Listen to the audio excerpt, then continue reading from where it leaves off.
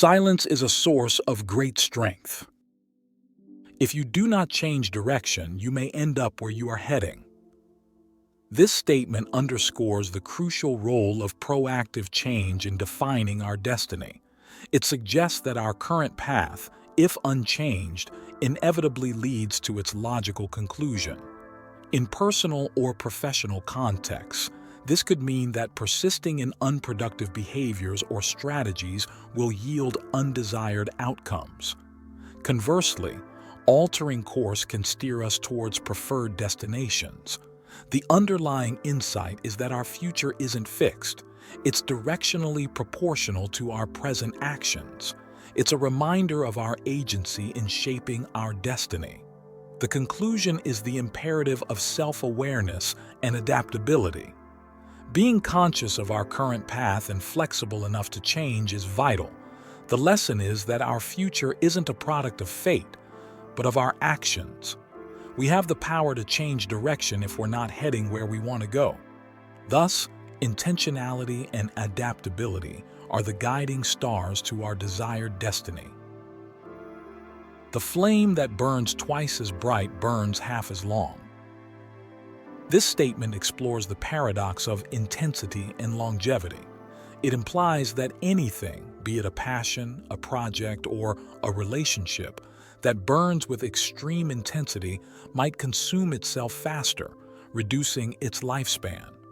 In various contexts, it means that excessive zeal without balance can lead to early burnout. For instance, in work, unrestrained passion without rest can lead to exhaustion. The underlying insight is the necessity of balance. While intensity can lead to extraordinary results, it's unsustainable without moderation. The conclusion is the importance of pacing ourselves in our endeavors. To ensure longevity, we must balance our fervor with periods of rest and reflection. The lesson is that while brilliance requires passion, it also demands sustainability. We should aim for a sustained glow rather than a fleeting flare. Thus, understanding the interplay between intensity and longevity can guide our actions towards sustainable success. Being deeply loved by someone gives you strength, while loving someone deeply gives you courage. This quote illuminates the transformative power of love, emphasizing its dual capacity to bestow strength and inspire courage. Being deeply loved instills a sense of security and self-worth, fortifying us against life's adversities. Thus, it provides strength. Simultaneously, loving someone deeply involves vulnerability, risking emotional pain, and potentially facing rejection. Hence, it requires courage. The underlying insight is the symbiotic relationship between love's giving and receiving aspects. Both roles, the lover and the loved, offer different but equally valuable growth opportunities. The conclusion is the invaluable role of love in personal development. It is not just an emotion but a catalyst for growth, fostering resilience and bravery. The lesson is to embrace both aspects of love, the strength derived from being loved and the courage drawn from loving. Both dimensions of love nourish our emotional and psychological growth, contributing to our overall well-being. Those who flow as life flows know they need no other force. The statement underscores the wisdom in aligning with life's natural rhythms, suggesting that resistance often leads to unnecessary struggle. It advocates for acceptance and adaptability as a potent force in life. In various contexts, it proposes that swimming with the current, adapting to circumstances rather than fighting them, usually yields better results. It's about harmonizing with life's ebb and flow, its ups and downs. The underlying insight is the power of adaptability and acceptance. It suggests that life's natural currents, when embraced, can guide us effectively. The conclusion is the importance of flexibility and non-resistance. It advocates for a mindset shift from control to coexistence with life's natural flow. The lesson is that force isn't always necessary or beneficial. Sometimes the greatest strength lies in our ability to adapt and flow with life's currents. This alignment can lead to a more peaceful and fulfilling existence. A man with outward courage dares to die. A man with inner courage dares to live. This statement juxtaposes two types of courage: outward, associated with facing physical dangers, and inward, related to confronting emotional and psychological challenges. Outward courage is often celebrated in society, linked with heroic acts or physical endurance. However, inner courage, the bravery to face life's complexities, personal flaws, and emotional pain, is equally significant. The underlying insight is the underrated value of inner courage. It's about recognizing the bravery inherent in living authentically and facing our internal battles. The conclusion is the necessity of balancing both types of courage. While outward courage is commendable, inner courage is crucial for personal growth and emotional resilience. The lesson here is to not only admire the courage that faces external dangers, but also the bravery that dares to live fully, embracing life's complexities and personal vulnerabilities. Inner courage, in this sense, is a vital aspect of a wholehearted life. Give evil nothing to oppose, and it will disappear by itself. The phrase, "give evil nothing to oppose and it will disappear by itself," implies a non-violent resistance strategy, reflecting Taoist philosophy's fluidity and adaptability. It suggests that evil, viewed as a destructive force, thrives on opposition and conflict. Without it, it loses its purpose, gradually dissolving. At a societal level, it underlines the effectiveness of peaceful opposition, like Gandhi's Satyagraha. In interpersonal relations, it advocates for understanding, compassion, and avoiding escalation of conflict. The statement also encourages self-introspection, hinting at the Jungian concept of the shadow self. By embracing our imperfections instead of resisting them, we allow for self-transformation. However, it's not a universal solution. Certain evil forces, like systemic oppression, require active opposition. In summary, the phrase promotes peace, understanding, and introspection, but emphasizes the need for discernment in choosing our battles. Do your work, then step back. The only path to serenity. The quote, "Do your work, then step back." The only path to serenity encapsulates the wisdom of detachment and moderation. It proposes a three-step process: action, detachment, and peace.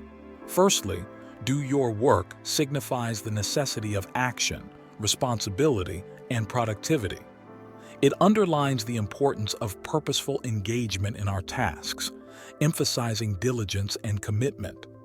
Secondly, then step back implies the value of detachment. After we've done our part, releasing control and surrendering the outcome becomes crucial.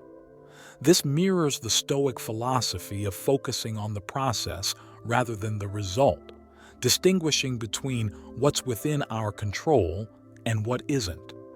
Lastly, the only path to serenity suggests that this combination of dedicated action and subsequent detachment leads to peace. It mirrors mindfulness practices where one fully engages in the present task, then releases it, allowing for a serene state of mind. In conclusion, this statement offers a pathway to serenity through active engagement followed by mindful detachment. He who controls others may be powerful, but he who has mastered himself is mightier still. This quote underscores the essence of self-mastery, a key aspect of personal development. Controlling others denotes external power, often ephemeral, contingent on others' compliance, and thus unstable. On the contrary, self-mastery, the ability to harness one's thoughts, emotions, and actions, epitomizes a more potent, enduring form of power. It cultivates resilience, emotional intelligence, and autonomy, enriching both personal and professional realms. In contexts of conflict or leadership, the quote enlightens us that influence rests more on personal integrity than manipulation. The underlying insight is the realization that true power lies within, not outside. It inspires introspection, self-discipline, and personal growth. Thus, the lesson is twofold. Seek power not over others but within oneself, and remember that genuine leadership stems from personal strength, not dominance. Self-mastery is the cornerstone of true might, leading to inner peace, effective leadership, and ultimately, a fulfilling life. When you are content to be simply yourself and don't compare or compete, everyone will respect you. The statement emphasizes the power of authenticity and self-acceptance. It suggests that when one ceases to compare or compete with others, their genuine self flourishes, which commands respect. Comparisons and competition often spur feelings of inadequacy or superiority, leading to discontentment. This can hinder personal growth and genuine relationships. Conversely, being content with oneself fosters a positive self-image, which radiates confidence and respect. The underlying insight is that respect is earned through authenticity and self-contentment, not through comparison or competition. This advocates for individuality, self-love, and acceptance. The lesson is thus: embrace your uniqueness, cease comparisons, and foster self-contentment. This not only earns you respect, but also promotes a healthy self-esteem and enriches your relationships. Authenticity, in essence, is the key to respect and contentment. Loss is not as bad as wanting more. This statement delves into the concepts of loss and desire from a philosophical perspective, underscoring the power of contentment. It suggests that the pain of loss is often less damaging than the ceaseless pursuit of more. The craving for more can lead to a perpetual state of dissatisfaction, which may cause emotional distress and hinder one's ability to appreciate what they have. In contrast, loss, while painful, could promote resilience and personal growth. The underlying insight is a call for moderation and mindfulness. It encourages us to balance our desires and to appreciate our current circumstances. Thus, the lesson is: strive for progress, but also cultivate contentment with what you have. Avoid the trap of endless wanting, as it often brings more discontent than the actual experience of loss. Contentment, therefore, is a powerful antidote to the pain of both loss and insatiable desire.